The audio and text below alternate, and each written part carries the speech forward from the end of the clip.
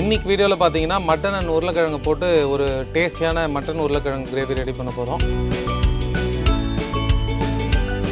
வெங்காயம் வந்து கொஞ்சம் நல்லா கோல்டன் ப்ரௌனாக வதங்குச்சுன்னா பொதுவாகவே கிரேவி வந்து ரொம்ப டேஸ்ட்டாக இருக்கும் நான்வெஜ்ஜில்.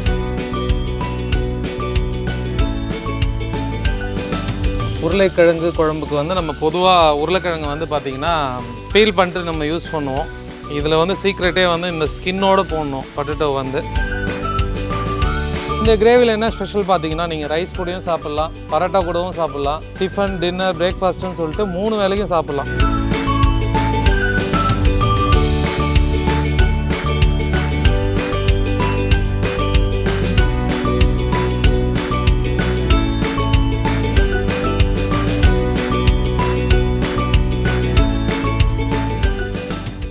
ஹலோ ஃப்ரெண்ட்ஸ், இன்றைக்கி வீடியோவில் நம்ம வந்து ஒரு டேஸ்டியான மட்டன் உருளைக்கிழங்கு கிரேவி எப்படி பண்ணுறதுன்னு பார்க்கலாம். வெறும் மட்டன் மட்டும் யூஸ் பண்ணி நிறைய டைப் கிரேவி பண்ணியிருப்போம், குருமா பண்ணியிருப்போம். இன்றைக்கி வீடியோவில் பார்த்தீங்கன்னா மட்டன் அண்ட் உருளைக்கிழங்கு போட்டு ஒரு டேஸ்டியான மட்டன் உருளைக்கிழங்கு கிரேவி ரெடி பண்ண போகிறோம்.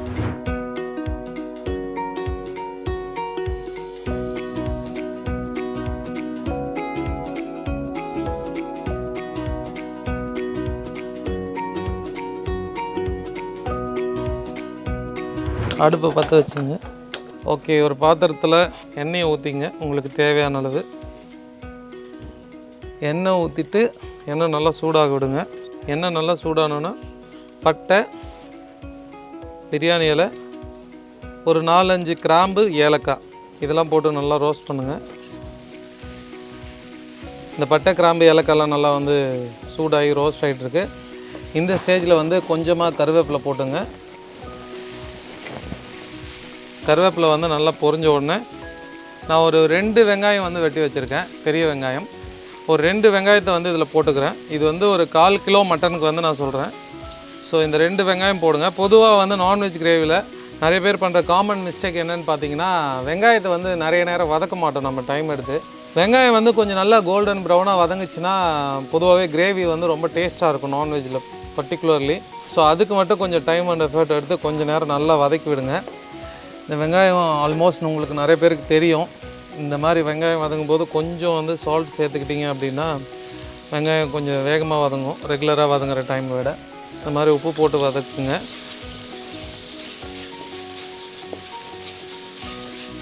இந்த ஸ்டேஜில் நம்ம இந்த மாதிரி ஸ்லிட் பண்ணி வச்சுருக்கோம் பச்சை மிளகாய். இந்த பச்சை மிளகாவும் கொஞ்சம் சேர்த்துங்க. உருளைக்கிழங்கு குழம்புக்கு வந்து நம்ம பொதுவாக உருளைக்கிழங்கு வந்து பார்த்திங்கன்னா பீல் பண்ணிட்டு நம்ம யூஸ் பண்ணுவோம். இதில் வந்து சீக்ரெட்டே வந்து இந்த ஸ்கின்னோடு போடணும் பொட்டேட்டோ வந்து. ஏன்னா வந்து இந்த மாதிரி போடும்போது கேஸ்ட்ரிக் கூட ஆகாதுன்னு சொல்கிறாங்க, லைக் வாயு தொல்லையெல்லாம் இருக்காதுன்னு சொல்கிறாங்க. அதனால் வந்து நீங்கள் ஸ்கின்னோடு போட்டுங்க. நான் வந்து இது மாதிரி தான் ப்ரிப்பேர் பண்ணியிருக்கேன். ரொம்பவே டேஸ்ட்டாக இருக்கும். நிறைய டிஃப்ரென்ஸ் இருக்கும் ஸ்கின்னோடு போடுறதுக்கும் உருளைக்கிழங்கு வந்து ஸ்கின் பீல் பண்ணிட்டு போடுறதுக்கும். இந்த வெங்காயம் வந்து வதங்க கொஞ்சம் டைம் எடுக்கும். ஒரு 5லேருந்து ஒரு 10 நிமிஷம் டைம் எடுக்கும். ஸோ தட் அது வரைக்கும் நம்ம வெயிட் பண்ணலாம். இந்த வெங்காயம் வந்து நல்லா கோல்டன் ப்ரௌன் ஆகட்டும். மறுபடியும் இந்த வெங்காயம் வதங்கின உடனே கண்டினியூ பண்ணுவோம். அதுக்கு முன்னாடி நம்ம என்ன பண்ணலாம்னா, நம்ம இந்த தேங்காய் கொஞ்சம் வந்து ஒரு 1/4 மூடி தேங்காய் எடுத்து வச்சுருக்கோம். அதில் வந்து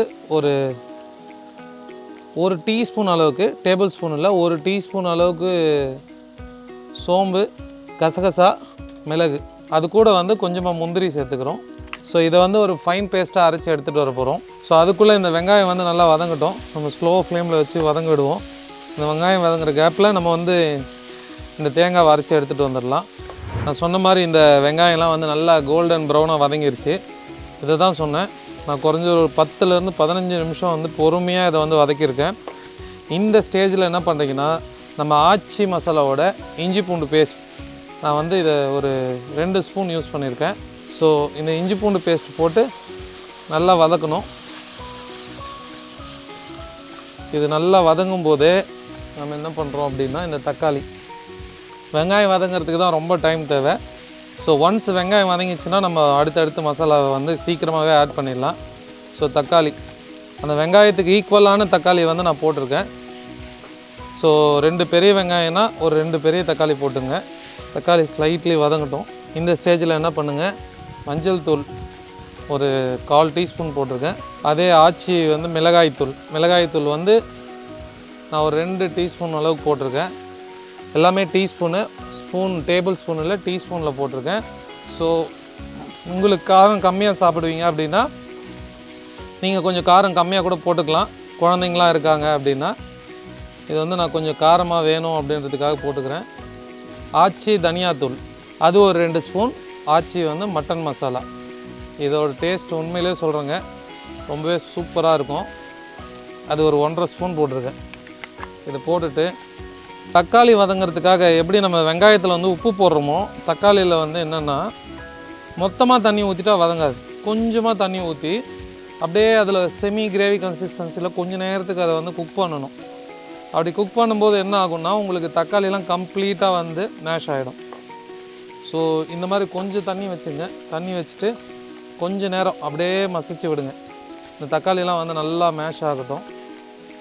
இந்த ஸ்டேஜில் வந்து உங்களுக்கு எந்த அளவுக்கு தேவையோ அந்தளவுக்கு உப்பு போட்டுங்க.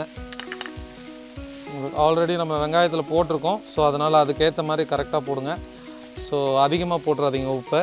வேணும்னா லாஸ்ட்டில் கூட போட்டுக்கலாம். ஏன்னா வந்து கிரேவி வந்து திக்காகும் போது உப்பு அதிகமாகிடும். நிறைய பேர் இந்த மிஸ்டேக் பண்ணிவிடுவாங்க. கிரேவி குக் ஆகும்போதே வந்து உப்பு போட்டுறக்கூடாது. ஃபஸ்ட்டு ஒரு 70% உப்பு போட்டால் போதும். நம்ம வந்து ஃபைனலாக அதுக்கப்புறம் கூட போட்டுக்கலாம். இந்த ஸ்டேஜில் நம்ம என்ன பண்ணுறோன்னா ஒரு 250 கிராம் மட்டன் வந்து நான் வந்து வாஷ் பண்ணி வச்சுருக்கேன். இந்த மட்டனை வந்து இதோடு சேர்க்குறேன். எனக்கு வந்து ஃபேட் பிடிக்கும் அப்படின்றதுனால ஃபேட் வந்து கொஞ்சம் இதில் கேட்டு வாங்கி சேர்த்துருக்கேன்.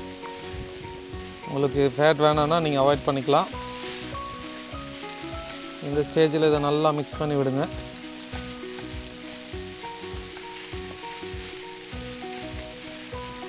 பாருங்கள் தக்காளி வந்து நல்லா மேஷ் ஆகிட்டு வருது. இந்த மட்டன் வந்து நல்லா கொஞ்சம் வந்து வதங்கட்டும். வதங்கின உடனே இந்த ஸ்டேஜில் வந்து உருளைக்கிழங்கு சேர்த்துக்கலாம். நம்ம ரெகுலர் மட்டன் கிரேவிக்கும் இதுக்கும் என்ன டிஃப்ரென்ஸ் அப்படின்னு பார்த்தீங்கன்னா நீங்கள் ரெகுலராக மட்டன் கிரேவி பண்ணிங்கன்னா ஒன்று ரைஸ்க்கு சாப்பிட்லாம், இல்லை குருமா டைப்பில் பண்ணிங்கன்னா சப்பாத்தி, பரோட்டா, இட்லி, தோசை அது கூட சாப்பிட்லாம்.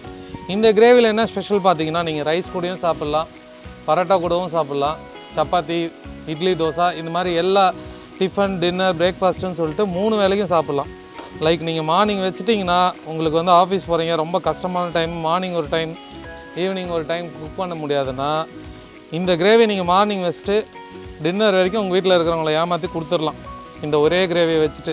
ஸோ இந்த கிரேவி வந்து எல்லா டிஷ்ஷுக்கும் சூட் ஆகும்.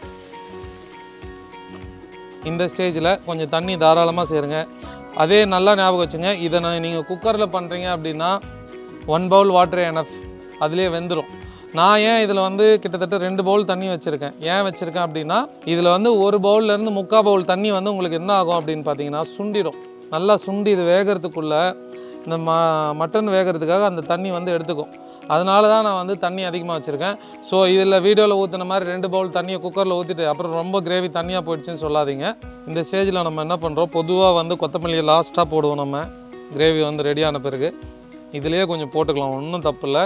இந்த மாதிரி போடும்போது இதோட ஃப்ளேவர் வந்து ரொம்பவே நல்லாயிருக்கும். இந்த மாதிரி கொஞ்சம் கொத்தமல்லி போட்டுட்டு இதை வந்து மூடி விட்டுருங்க. இப்படி மூடி வச்சிட்டிங்கன்னா நல்லா வந்து குக் ஆகும் அது. ஸோ இந்த மட்டன் வந்து கிட்டத்தட்ட ஒரு 20 நிமிஷம், நான் உங்ககிட்ட 15 நிமிஷம் சொன்னேன், நல்லா 20 நிமிஷம் வந்து குக் ஆகிருக்கு. பாருங்கள் இந்த மட்டன் வந்து நல்லா வந்து குக் ஆகிருச்சு. உங்களுக்கு நல்லா பார்த்தாலே தெரியும். ஸோ இந்த மட்டன் வந்து இந்த மாதிரி நல்லா குக்கான இந்த ஸ்டேஜில் என்ன பண்ணுறீங்க, நம்ம அரைச்சி வச்சுருக்க தேங்காய் பேஸ்ட் சரிங்களா. ஸோ அந்த தேங்காய் பேஸ்ட்டு வந்து இதில் ஊற்றுறீங்க. நான் வந்து முன்னாடி சொன்ன மாதிரி தான், இது வந்து குருமா, ரைஸு, சப்பாத்தி இந்த மாதிரி மல்டி பர்பஸாக பண்ணுறனால நான் வந்து கொஞ்சம் தேங்காய் பேஸ்ட்டை அதிகமாக போட்டிருக்கேன். உங்களுக்கு வந்து இது கம்மியாக வேணும் அப்படின்னு நினச்சிங்கன்னா நீங்கள் தாராளமாக ரைஸ் மட்டும் சாப்பிட்றது இருந்தால் கம்மி பண்ணிடுங்க. அதே மாதிரி காரமும் பார்த்து உங்கள் காரத்துக்கு ஏற்ற அளவு போட்டுங்க. இந்த நான் போட்ட அளவில் போட்டிங்கன்னா கண்டிப்பாக கொஞ்சம் ஸ்பைஸியாக தான் இருக்கும். அவ்வளோதான். இந்த தேங்காய் வந்து நல்லா கொதிச்சிச்சு. இந்த ஸ்டேஜில் வந்து ஆஃப் பண்ணிவிடுங்க. கொஞ்சமாக கொத்தமல்லி, ஒரு ஸ்ப்ரிக்கு சொல்லுவாங்க, ஒரு கொத்து கருவேப்பிலையை இந்த மாதிரி கிள்ளிட்டு அப்படியே போட்டுட்டு இதை வந்து அப்படியே கலக்காமல் மூடி போட்டு விட்டுருங்க கொஞ்சம் நேரத்துக்கு. அந்த ஃப்ளேவர் வந்து நல்லா அதில் வந்து இறங்கும். ஓகே, நம்ம சொல்லி வந்து ஒரு 5 மினிட்ஸ் ஆகிடுச்சு. இது வந்து பாருங்கள், ஒரு டேஸ்டியான மட்டன் உருளை குழம்பு வந்து ரெடி ஆகிடுச்சு. கண்டிப்பாக இந்த கிரேவியை ட்ரை பண்ணி பாருங்கள். குழந்தைக்கு பண்ணுறதா இருந்தால் நான் சொன்ன மாதிரி காரம் மட்டும் கம்மியாக போடுங்க. கிரேவியோட கலர் பாருங்கள், இவ்வளோ சூப்பராக இருக்குது. ஒரு டேஸ்டியான கறி உருளை குழம்பு வந்து ரெடி ஆகிடுச்சு. கொஞ்சமாக கொத்தமல்லி கார்னிஷ்காக. ஓகே, இப்போ இந்த மட்டன் கிரேவி வந்து நம்ம டேஸ்ட் பண்ணிடுவோம். சூப்பராக வந்திருக்குங்க. ஆச்சி மட்டன் மசாலா யூஸ் பண்ண இந்த மட்டன் உருளை குழம்பு.